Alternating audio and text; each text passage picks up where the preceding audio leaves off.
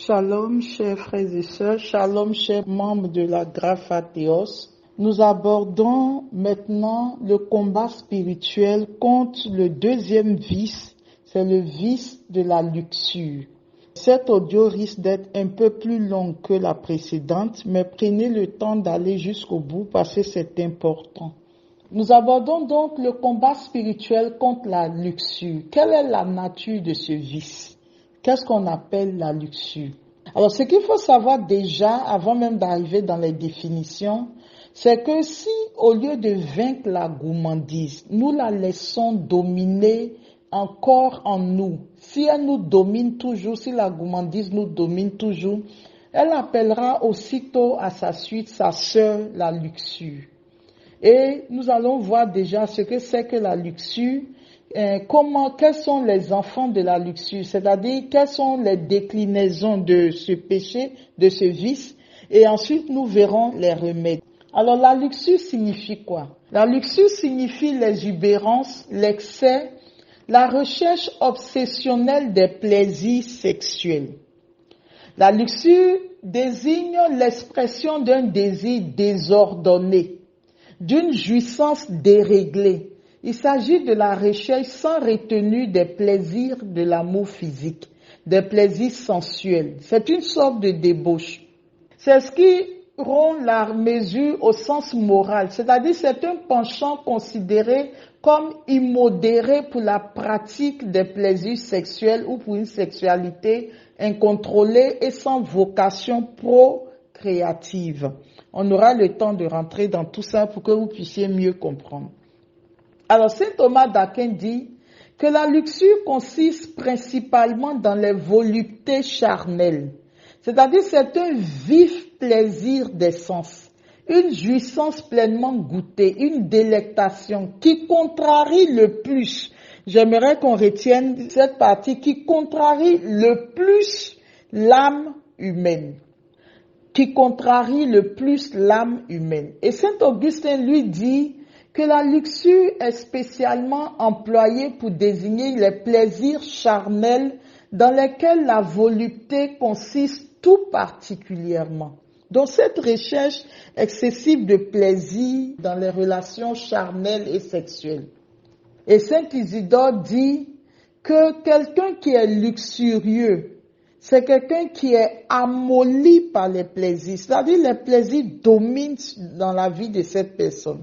Donc la luxure a pour objet les plaisirs charnels et elle se rapporte principalement à leurs désirs. Alors donc il y a Dante qui dit que la luxure fait partie du deuxième cercle de l'enfer. Vous savez que l'enfer est représenté en 9 zones et la luxure fait partie du deuxième cercle de l'enfer. Voyons maintenant quelles sont les filles du péché de la luxure. C'est-à-dire dans la luxure, quels sont tous les actes qui sont posés, qui viennent justement de ce vice de la luxure. Il y a le sacrilège. Le sacrilège, c'est quoi?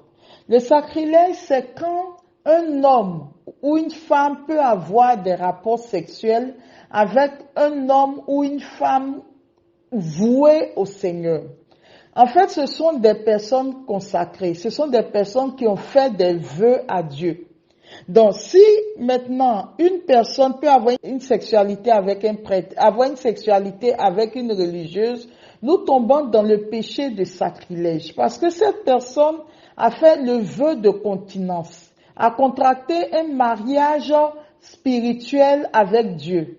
Donc, le sacrilège est une violation de ce vœu qui a été fait au Seigneur. C'est un adultère spirituel et c'est un péché très grave puisque la parole de Dieu dit « Tu ne toucheras pas à mon nom ». D'accord? La deuxième fille du péché de la luxure, c'est l'impureté. L'impureté qui peut être tout ce qui est baiser, attouchement, regard de convoitise qu'on peut développer vis-à-vis d'une personne qui n'est pas notre conjoint avec qui nous sommes mariés à l'église. Et Jésus justement fait allusion à cette situation lorsqu'en Matthieu 5, le verset 28, il dit « Si tu regardes une femme qui n'est pas ta femme, avec convoitise, tu as déjà commis l'adultère avec elle. » Donc c'est ça l'impureté. Et ça, Jésus condamne ça déjà. L'impudicité est la troisième fille du péché de la luxure. C'est un abus que l'on commet avec une personne non mariée. On peut parler d'impudicité ou de débauche. Donc chaque fois que deux personnes non mariées sont dans une sexualité, ils sont impudiques ou ils sont dans la débauche.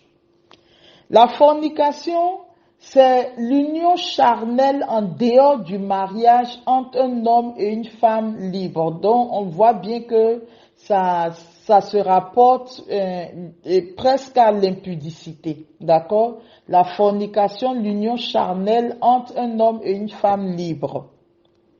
L'adultère, ce sont des rapports sexuels consentants d'une personne mariée avec une personne autre que son conjoint.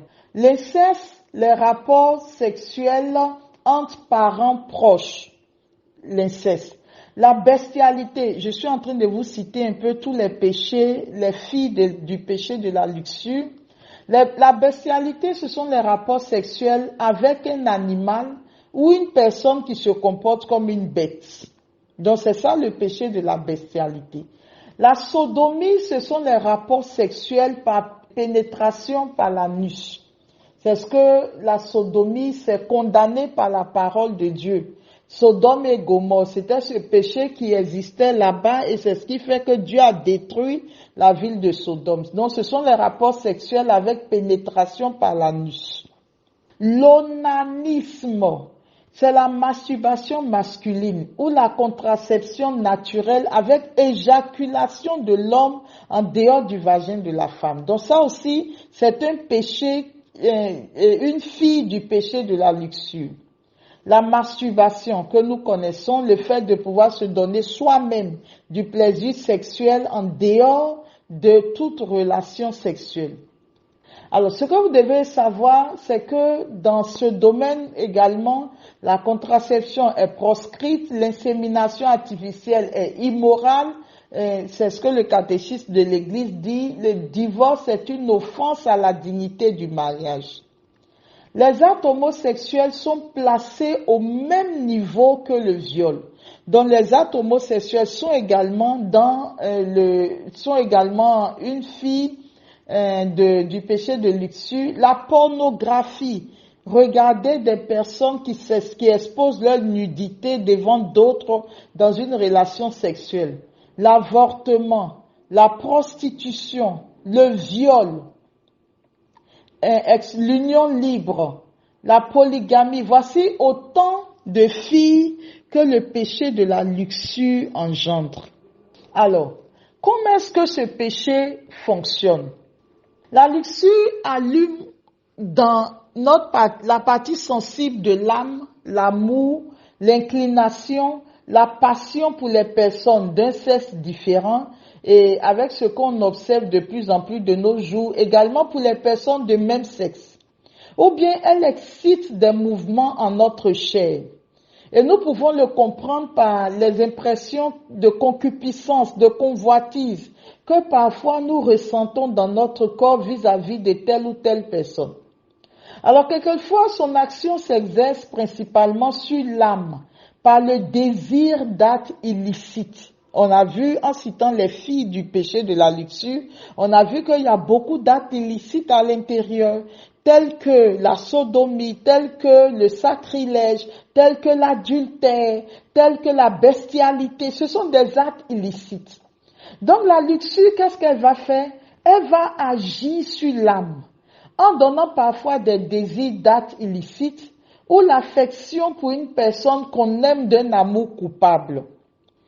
Alors, quand on est en face de certaines personnes ou de certaines situations, on va se rendre compte qu'il y a des sentiments qui naissent en nous, il y a des images qui viennent dans notre imagination, etc. Déjà, ce péché de la luxure se met en mouvement. Or, nous disent la mystique de l'Église, les moines, les saints, ils disent contre un tel vice, et ça, je voudrais que nous puissions le retenir. C'est fondamental, c'est important de le savoir. Contre un tel vice, le combat est long et pénible. Le combat est long et pénible, ou plutôt nous sommes impuissants contre lui, si nous sommes réduits à nos seules forces. Et l'expérience a montré, par exemple, prenons un exemple, qu'une personne qui se masturbe, en général, a du mal à sortir des mailles de la masturbation.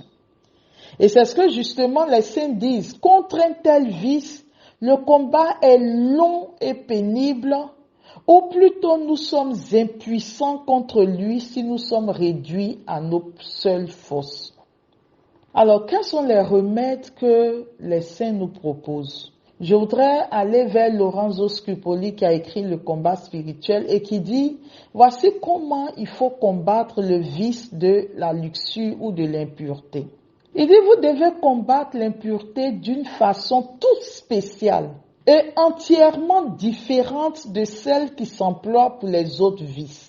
Donc ici, la stratégie doit être différente parce que c'est difficile de sortir du péché de la luxure. Il dit, pour procéder avec ordre en ce combat, il faut distinguer 3 périodes.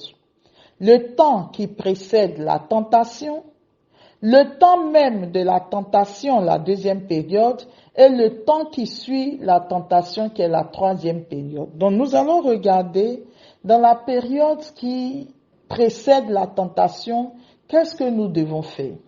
Il dit, avant la tentation, il faut diriger le combat contre les occasions qui donnent ordinairement lieu à ce genre de tentation. Donc, avant même que la tentation ne vienne, il faut apprendre à se connaître. À quel moment est-ce que cette tentation survient? Qu'est-ce qui se passe? C'est-à-dire, si un jour vous êtes tombé dans cette tentation, si un jour vous avez chuté, il faut toujours après réfléchir au fait, qu'est-ce qui a précédé la tentation?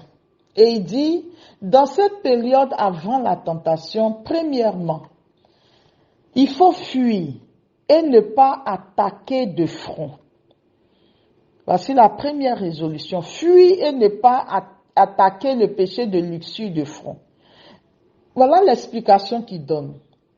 Il dit, premièrement, sachez que la manière de combattre ce vice, ce n'est pas de l'attaquer de front, mais pour ce vice, il faut combattre avec tout le soin possible toute occasion et toute personne qui présente le moindre danger pour vous. Combattre avec tout le soin possible toute occasion et toute personne qui présente le moindre danger pour vous. Il dit, et si parfois vous êtes obligé de traiter quelque affaire avec ces sortes de personnes, c'est-à-dire pour les personnes pour qui vous avez une faiblesse, il dit, faites-le promptement, avec un visage grave et modeste, et des paroles qui sentent plutôt la rudesse qu'une douceur et une affabilité excessive. Donc, je sens que quand je suis en face de cette personne, ça éveille en moi des désirs. Ça éveille en moi le désir de chuter. Qu'est-ce que je fais? Si je suis, d'abord, je dois fuir ce genre de personnes ou les occasions comme ça.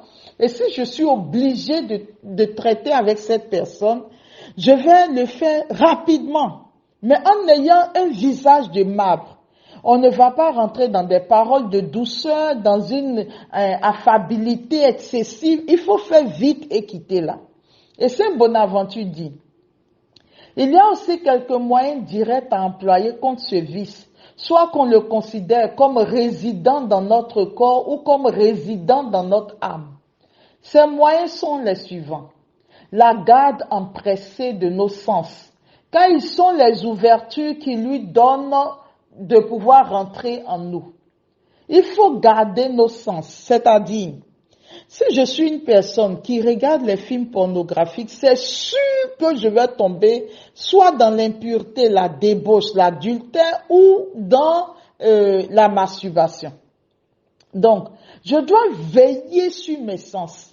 Veillez sur ce que je regarde, veillez sur ce que je dis, veillez sur ce que j'entends, pour ne pas donner l'occasion à quoi que ce soit de pouvoir ouvrir des portes pour que le péché de luxure entre en moi. Et parfois, on est simplement devant la télé en train de regarder juste un film et on va se mettre à regarder dans le film alors qu'on ne s'y attendait pas, des gens qui s'embrassent et qu'on le veuille ou pas, cela marque nos sens. Et plus tard, ça va éveiller en nous des désirs. Donc il dit, la garde empressée de nos sens, car ce sont les ouvertures qui lui donnent de pouvoir rentrer en nous. La fuite de toute familiarité avec les personnes d'un autre sexe. La fuite de toute familiarité. C'est important parce que parfois on dit c'est un ami, celui-là il est sans façon, celle-là elle est sans façon, on peut parler de tout et de rien. Mais c'est un péché tellement subtil qui démarre tout doucement et avant même qu'on s'en rende compte, il est installé en nous. D'accord? Et la troisième chose que dit Saint Bonaventure, il dit la fidélité à ne point demeurer seul et à ne point converser seul à seul avec des personnes qui nous attirent dans un lieu à l'écart et à ne point fréquenter leur maison selon les enseignements de Saint Jérôme. Donc vous voyez, Saint Bonaventure parle, Lorenzo Scupoli parle, Saint Grégoire parle, Saint Jérôme parle, Saint Augustin parle. Tous nos pères dans la foi, qui sont nos dévanciers, et qui aujourd'hui, après des rudes combats, sont entrés dans la présence de Dieu. Tout cela nous dit, nous avons emprunté des chemins. Voici les conseils que nous vous donnons. Donc, Bonaventure dit 1. Gardez nos sens. 2. Évitez une familiarité avec les personnes de l'autre sexe ou des personnes qui nous attirent même si elles sont du même sexe. 3. Ne point se retrouver seul à seul avec ces personnes dans des endroits à l'écart et ne point fréquenter leur maison. Alors, pour revenir à Lorenzo, il dit, et ça peut être le cas pour certaines personnes qui écoutent cet audio, qui vont se dire, moi je ne me sens pas concerné parce que je n'ai pas ce genre de problème. Lorenzo dit que vous ne vous sentiez pas actuellement ou que durant tant et tant d'années passées au milieu du monde, vous n'ayez pas senti les aiguillons de la chair, ce n'est pas une raison pour vous dispenser des règles de la prudence. Car ce vice maudit fait en une heure ce qu'il n'a pas fait en plusieurs années. Le plus souvent, et j'aimerais vraiment qu'on fasse attention à ça, il dit le plus souvent, il tient ses préparatifs cachés. Et ses coups sont d'autant plus funestes et plus incurables qu'il se couvre des dehors de l'amitié et n'éveille point de soupçons. Donc c'est un vice qui est dangereux parce que il se prépare tout doucement, il n'est pas pressé. Et il fera en sorte que non c'est un ami, non c'est quelqu'un avec qui je m'entends bien, non c'est quelqu'un avec qui je suis fusionnel, non c'est quelqu'un avec qui spirituellement on partage les mêmes visions, etc. Et il n'y a pas de soupçon, c'est-à-dire on ne pense même pas à soupçonner la relation ou à soupçonner l'autre. Mais Lorenzo dit souvent, les relations les plus à craindre, l'expérience l'a montré et le montre encore tous les jours, sont celles qui se continuent sous le prétexte qu'elles sont justifiées par la parenté, par le devoir, par l'amitié ou même par la vertu de la personne qu'on aime. Parfois, on se dit, non, cette personne est tellement bien, elle est très chrétienne, ça fait des années qu'elle vit sa chasteté, c'est quelqu'un qui a la crainte de Dieu, donc je peux y aller, je ne pense pas que ça puisse arriver. Mais il continue en disant, il arrive en effet que le venin séducteur du plaisir se mêle à ces conversations prolongées et imprudentes, qu'il s'y infiltre insensiblement et que s'insinuant à la fin jusqu'à la moelle de l'âme, il obscurcit de plus en plus la lumière de la raison. Donc c'est un péché qui avance tout doucement et on rentre dans des conversations, on aime parler ensemble, on aime passer du temps, on aime prendre des nouvelles de l'autre et tout doucement, ce péché continue son chemin de façon insidieuse et commence par obscurcir la raison. En disant, oui, mais il n'y a rien de dangereux, c'est quelqu'un de bien, je découvre en lui des valeurs, etc. Alors, qu'est-ce qu'on fait? On commence par compter pour rien les choses périlleuses, comme la tendresse des regards, l'échange de paroles affectueuses, les douceurs de la conversation et ces familiarités agréées de part et d'autre finissent par conduire à la ruine ou du moins à une tentation bien rude et bien difficile à surmonter. Donc, comme dit Lorenzo, il dit fuyez. Quand vous êtes formé d'une matière aussi inflammable que l'étoffe, il dit fuyez. Ne dites pas que vous êtes trempé et tout plein de l'eau d'une bonne et forte volonté, que vous êtes résolu et prêt à mourir plutôt que d'offenser Dieu.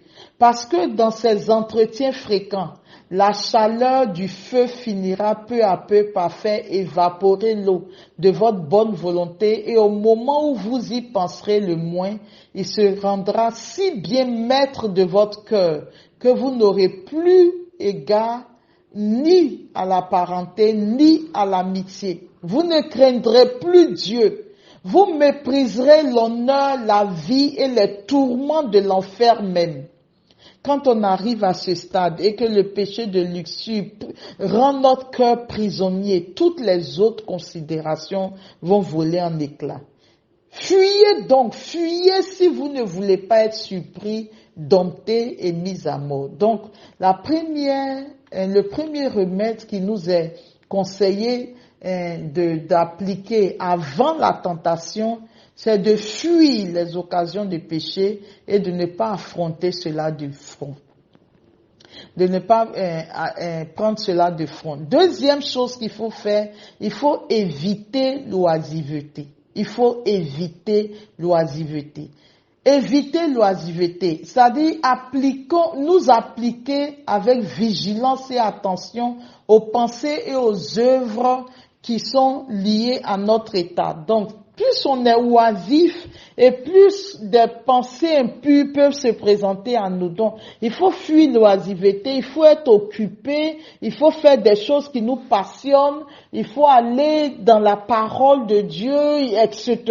En tout cas, être occupé surtout par les bonnes choses pour ne pas donner l'occasion à cet esprit-là de nous attaquer.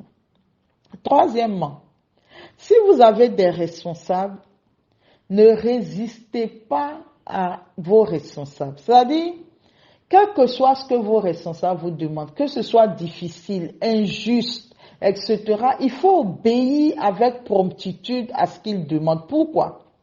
Parce que quand nous obéissons avec promptitude aux ordres de nos responsables, surtout si nous avons le sentiment que c'est injuste, ce qui va se passer, c'est que le combat dans lequel nous sommes déjà par rapport à nos responsables va faire que notre chair est déjà en train d'être traitée. Alors quand la chair est déjà en train d'être traitée, ce qui va se passer, c'est qu'elle n'aura pas l'occasion d'aller chercher autre chose.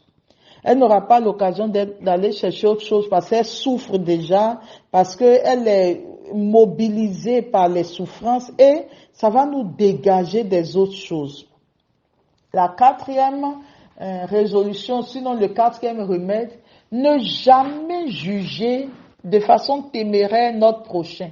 Surtout si nous entendons dire que quelqu'un a chuté, que quelqu'un est dans un péché sexuel, même si nous n'y sommes pas, ne jamais le juger, mais avoir plutôt compassion de lui. Parce que si nous le jugeons, si nous n'avons pas compassion, ce que Dieu va faire alors, Dieu va nous permettre de chuter nous-mêmes.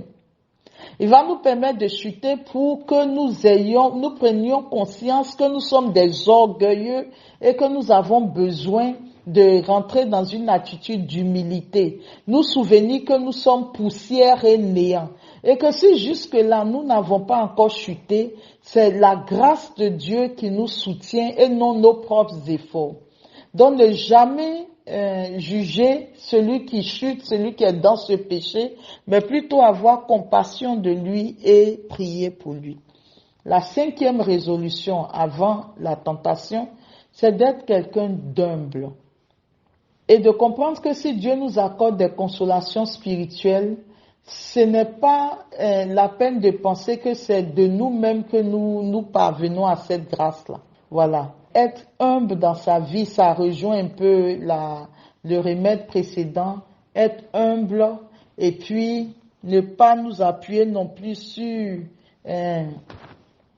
nous-mêmes, mais comprendre que c'est Dieu qui est à l'œuvre. Alors, il faut comprendre que nos ennemis nous en veulent terriblement. La haine que le diable nous voue, si un jour nous nous retrouvons face au diable, nous serons surpris, anéantis, terrassés par le niveau de haine qu'il nous voue. Et c'est la raison pour laquelle nous devons faire un effort pour rester loin de tout ça. Donc avant la tentation, nous l'avons vu de façon très rapide, avant la tentation, il faut fuir et ne pas attaquer ce péché de front. Deuxièmement, il faut éviter l'oisiveté. Troisièmement, obéir à nos responsables. Quatrièmement, ne pas juger ceux qui tombent. Et cinquièmement, rester très humble. Alors, en disant obéir à notre responsable, ça peut être à notre époux.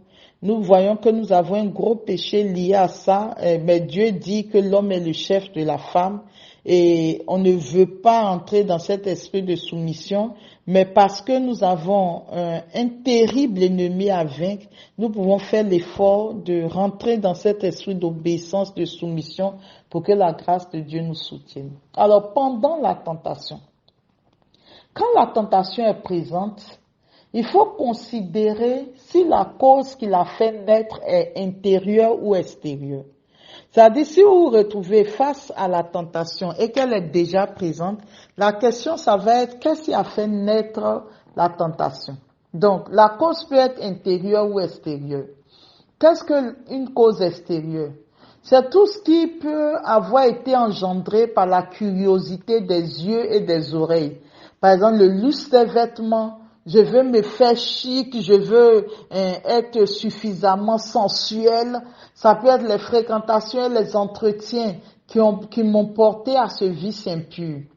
Alors, quand je me trouve dans cette situation où la cause a été une cause extérieure, le remède à employer dans ce cas, c'est la pudeur et la modestie, qui tient les yeux et les oreilles fermés à tout ce qui est de nature à exciter les passions. Donc, il faut être modeste, il faut être sobre, il faut avoir la pudeur, être pudique. Et ici aussi, il faut fuir. Il faut fuir, c'est-à-dire ne pas donner l'occasion à. D'accord? La cause peut être aussi intérieure. C'est-à-dire la cause est intérieure comment? De deux façons. Premièrement, ça peut être la vigueur excessive du corps. C'est-à-dire, ça peut être que mon corps, je suis tellement excitée alors que rien ne prévoyait que je sois dans cette disposition. Alors, je suis tellement excitée que j'ai envie de sexualité, j'ai envie d'avoir quelqu'un à côté de moi et c'est vraiment mon corps qui réagit. Alors, quand je me trouve, c'est une cause intérieure, quand je me trouve devant la vigueur excessive de mon corps, qu'est-ce que je peux faire? Je peux habituer mon corps à jeûner. Je peux donner des mortifications à mon corps. Il y a un truc que j'ai remarqué, mais de façon providentielle. Je suis allé un jour dans une congrégation et j'ai observé les religieux qui jouaient au football. Et j'ai été surpris par le niveau de violence avec lequel ils jouaient au football. Ça dit que toute la vigueur, l'énergie, mais quand ils ont fini de jouer, j'ai dit, mais on voit les gens jouer au football, mais vous jouez au football d'une façon spéciale. Et ils vont m'expliquer qu'en fait, compte tenu du vœu de chasteté, parfois leur corps réclame des choses. Et c'est dans ces sports excessifs où ils se dégagent, ils se libèrent, et quand ils finissent, ils sont épuisés, et puis tout ce qui peut être tentation de ce genre s'éloigne. Et vous allez voir que dans la vie consacrée, on leur demande trois grandes choses. Prier, beaucoup prier, étudier, parce que quand l'esprit est occupé à autre chose, le corps n'a plus le temps de faire ce qu'il veut faire, et puis travailler. Le travail dur, le travail intense, et voilà. Et l'Église qui est maîtresse de vie spirituelle depuis plus de 2000 ans, a compris que quand le corps se trouve dans une vigueur excessive, il faut mettre en place des formes de mortification, des jeûnes, des disciplines, le sport, le travail intellectuel, etc., le travail physique pour aider le corps à évacuer ces choses-là pour avancer. La deuxième raison intérieure, ça peut être les pensées mauvaises. Les mauvaises pensées qui nous assaillent de partout. Alors, j'ai été heureuse parce que les saints nous proposent que quand on a beaucoup de mauvaises pensées, il faut beaucoup faire l'oraison, il faut adorer le Saint-Sacrement, il faut méditer la parole de Dieu. Et par expérience, et je l'ai fait, j'ai d'ailleurs été agréablement surprise, mais je me suis rendu compte que plus on fait l'oraison, l'adoration du Saint-Sacrement, on lit la parole de Dieu, on la médite, on l'étudie, etc. Et plus les mauvaises pensées nous quittent. Alors donc, chers frères et sœurs, s'agissant de ce péché-là, il est important que nous puissions voir est-ce que c'est avant, est-ce que c'est pendant. Et dans pendant, nous avons également, pour récapituler, pendant la tentation, on a dit qu'il faut voir si la cause est intérieure ou extérieure. Les causes extérieures, c'est tout ce qui va être fait extérieurement, qui vont attirer la curiosité des yeux et des oreilles, les vêtements, les fréquentations, les entretiens impurs, tout ça, et contre de telles choses, la pudeur, la modestie. Si la cause est intérieure, il faut voir. Il peut y avoir deux niveaux. Soit c'est une vigueur excessive du corps, le corps qui réclame ces choses. Et dans ce genre de cas, il faut soumettre le corps à des disciplines, à des mortifications, telles que le sport intense, je l'ai dit, les jeûnes, l'étude vraiment profonde, le travail dur, etc. Et puis, si ce sont les mauvaises pensées, il faut faire l'oraison, il faut adorer le Saint-Sacrement, il faut méditer. Alors, dès que vous commencez à vous apercevoir de l'approche des mauvaises pensées, vous pouvez vous recueillir en vous-même et vous tournant vers Jésus, dire ceci. Mon Jésus, mon doux Jésus, hâtez-vous de venir à mon aide, de peur que je ne tombe encore une fois entre les mains de cet ennemi.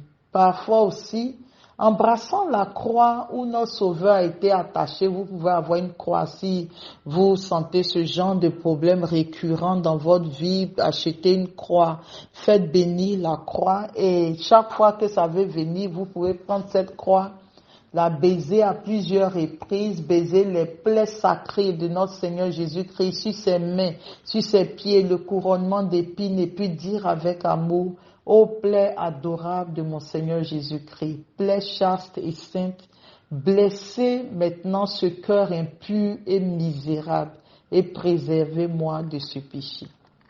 Et préservez-moi de ce péché. Et nous allons voir que au fur et à mesure, le Seigneur prendra le contrôle de ce vice-là parce que c'est vraiment difficile, ce vice est difficile à vaincre et il faut humilier son cœur devant Dieu, reconnaître sa propre fragilité et recourir à la divine miséricorde de Dieu. Enfin, après la tentation, lorsque le temps de la tentation est passé, voici deux recommandations que nos pères nous demandent de faire. La première recommandation, c'est lorsque nous nous sentons libres et en pleine sécurité, nous devons tenir notre esprit entièrement éloigné des objets qui ont donné naissance à la tentation. Prendre la résolution que je dois me tenir éloigné de ces objets et savoir que le Dieu qui est en nous est fort. Il est plus fort que cet ennemi qui nous combat de l'intérieur.